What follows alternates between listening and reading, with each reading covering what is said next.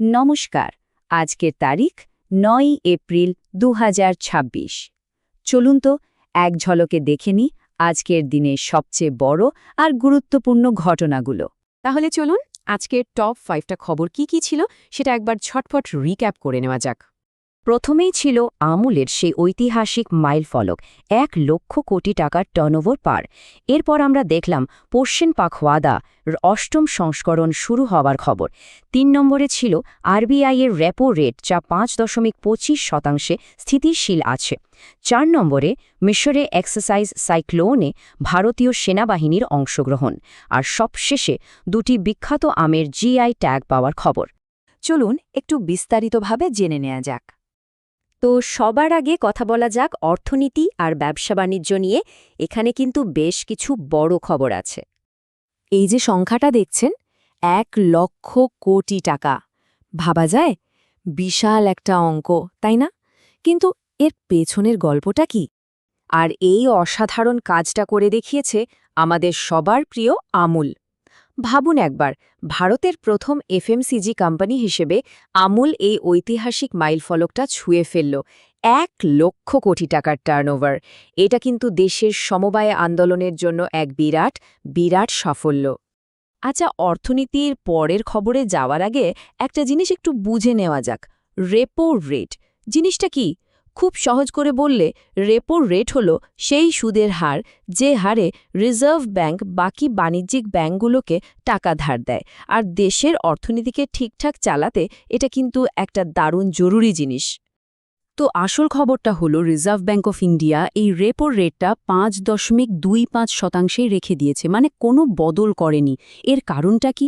মূল উদ্দেশ্য হলো দেশের অর্থনীতিতে একটা স্থিতিশীলতা ধরে রাখা আর মুদ্রাস্ফীতিকে কন্ট্রোলে রাখা। বলা যেতে পারে অর্থনীতির চাকা সচল রাখার জন্য এটা কিন্তু একটা খুব গুরুত্বপূর্ণ পদক্ষেপ। তো অর্থনীতির জগৎ থেকে বেরিয়ে এবার একটু নজর দেয়া যাক দেশের স্বাস্থ্য আর প্রতিরক্ষা খাতের দিকে। এখানেও কিন্তু বেশ কিছু জাতীয় আর আন্তর্জাতিক স্তরের উদ্যোগ নেওয়া হয়েছে।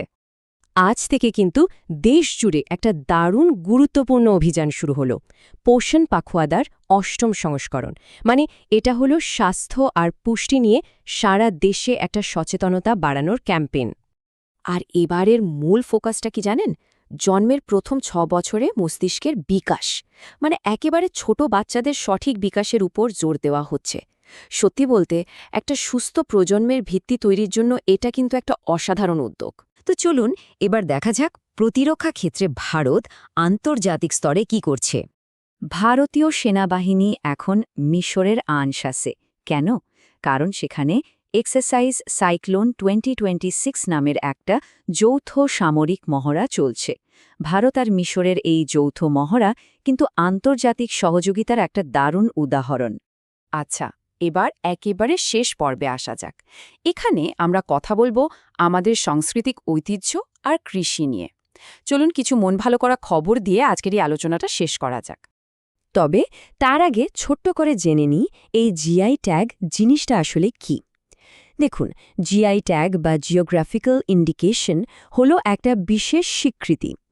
যখন কোনো একটা জিনিস কোনো নির্দিষ্ট এলাকার জন্য বিখ্যাত হয় আর তার গুণমানটাও সেই এলাকার ওপর নির্ভর করে, তখন তাকে এই ট্যাগটা দেওয়া হয়। এটা অনেকটা সেই জিনিসের কোয়ালিটির গ্যারেন্টির মতো। আর সেই ভালো খবরটা হলো আমাদের দুটো বিখ্যাত আম এই সম্মানটা পেয়েছে। একটা হলো উত্তরপ্রদেশের বানারসি ল্যাংড়া আম, আর অন্যটা মধ্যপ্রদেশের রেওয়া সুন্দরজা আম। দুটোই এখন জিআই ট্যাগ পেয়ে গেল। এটা কিন্তু আমাদের আঞ্চলিক কৃষি আর ঐতিহ্যের জন্য একটা বিশাল বড় স্বীকৃতি। এরকম আরও প্রস্তুতির জন্য আমাদের এক্সাম উইংসের সাথে থাকুন আর নিয়মিত আপডেটের জন্য হোয়াটসঅ্যাপ কমিউনিটিতে জয়েন করুন।